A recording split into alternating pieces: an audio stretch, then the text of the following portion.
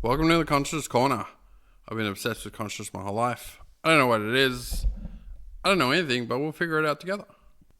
I don't know. I've been thinking a lot about what success for me looks like for my life. And how do I measure it? How do I know what I'm doing now is leading somewhere? And that's a very difficult question to answer because it's super relative. For everybody, it's different. And that fascinates me. And the thing about life is I'm going to be my own best friend for the rest of my life. And so is everybody else. We live in our own heads. We live in our minds, our brains. This is all us.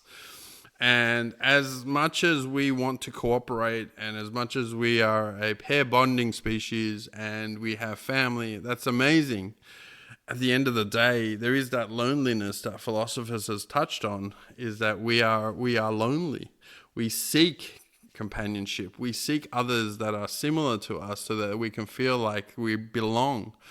But going through life is a very individual, relative journey. Our consciousness is our own to do whatever we want to do with. And that flexibility, the neuroplasticity of the brain and the flexibility of the mind to be essentially limitless gives us a range of options, especially these days in today's society. We've got our safety and our security taken care of for us. And that even makes it a much more interesting challenge because then we have a lot more time to figure out what to do. And it doesn't necessarily mean we're going to get to where we want to go. But if we don't define that destination, then we're on a ship and that ship is going to just sail anywhere. It's going to lead somewhere in the ocean. And then we're going to turn back and go, wait, how did time go so fast? I like to ask myself a lot of questions and see if I have the answers. And that's basically what a philosopher does. But then using some logic and reasoning to get to some answers which seem unanswerable. The question of what success looks like for my life is unanswerable because there's a million billion things that could happen between now and the end of my life, which could lead me down many different paths. Having said that, based on previous knowns, and unknownism is a philosophy, there are certain things that I can look at from patterns of the previous time that I've had on this earth and say, okay, there are certain things that I do that have gotten me certain results. And that being a data point and an experiment in itself, how do I take the good things that I've done and then do them again? And how do I continuously do them so that I am succeeding? That is predicting the future. Our minds are geared towards predicting the future. That's why we develop minds, is to think about and experience time the way we do. Time doesn't exist. There is no such concept of time out there in the universe.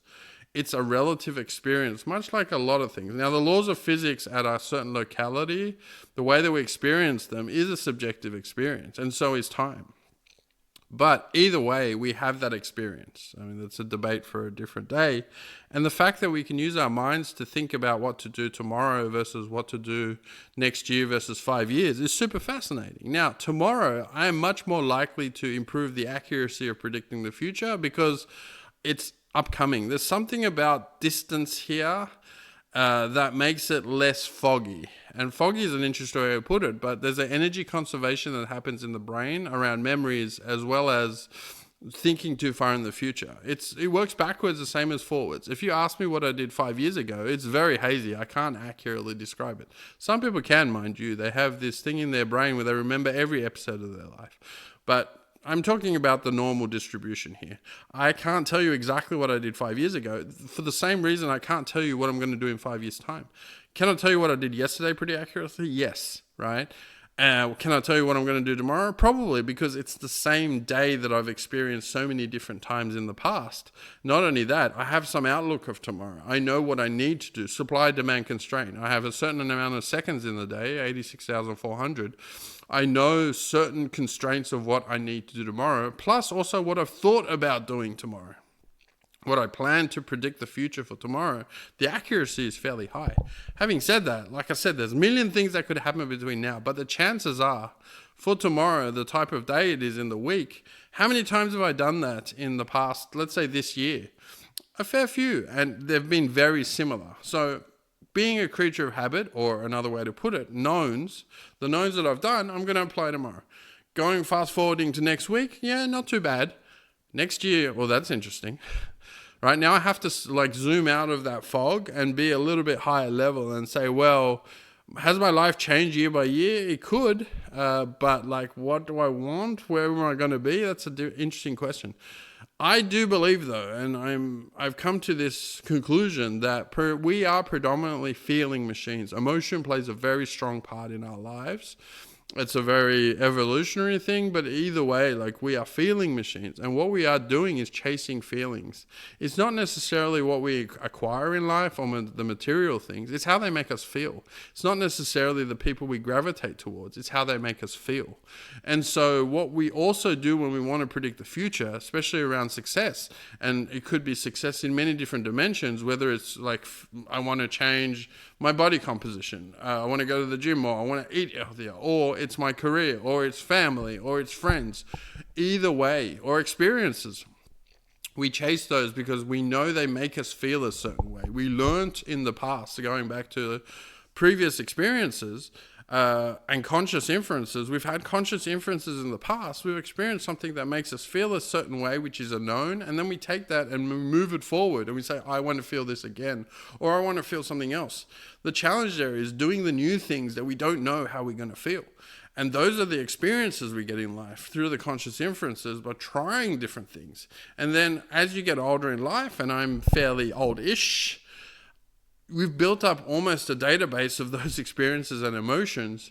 The energy conservation comes into it, and that's why actually we can't remember exactly what happened a year ago, because the brain doesn't want to store things that are not emotionally significant. That energy that it stores is only things that are emotionally significant. This is why emotion plays such a crucial role in our life.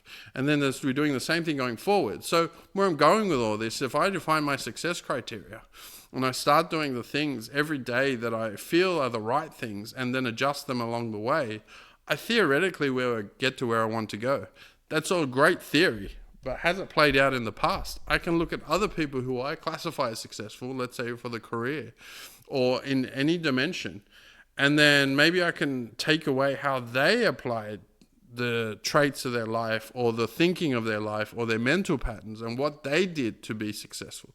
So as much as it is a relative journey, we have some guides of people, especially these days with social media. We are connected to a lot more people. We can start to see what we classify as success. What I classify as success. I do believe it's the energy we leave behind, though. And that's an interesting thing when you talk about my life. I know that one day I'm going to wake up and have no more conscious inferences, and I'm not going to have any consciousness. That's just part of life. Starting and ending is the definition of life. We are a self-sustaining energy, which is amazing in itself, but there is a slow energy leak. I believe age is because of a very slow energy leak that happens over time, and then there's just no more energy, and then we're done. And so looking at my life, I want to know, is it going to be successful? I don't know. I don't know. And so I have to learn, I have to adapt, I have to grow. I have to keep doing certain things that I think are right at the time and making the adjustments really, really fast to make sure I'm on the right track. What are the metrics? The metrics, it's a difficult one. As long as things are improving, trajectory is an interesting thing about life. As long as I'm moving in the right direction, theoretically, I'll get to where I want to go. I have to govern it based on how I feel, though. If I feel it's the right thing and I'm getting the results that I'm expecting, great. I can at least measure results, and outcomes I can't control. I learned this the hard way. Controlling outcomes is very difficult, but you can control how you act, how you behave, how you approach things. And so I want to take all of the learning from, let's say, human history of success, apply it to all my past conscious inferences and say, what's worked for me? Take that forward, and that would be the blueprint to go on with my life. And then making adjustments regularly is that kind of measurement feedback loop that I need to give myself. And that's going to help me. I don't know if this is all going to work. So far, I think yes is the answer. I don't know.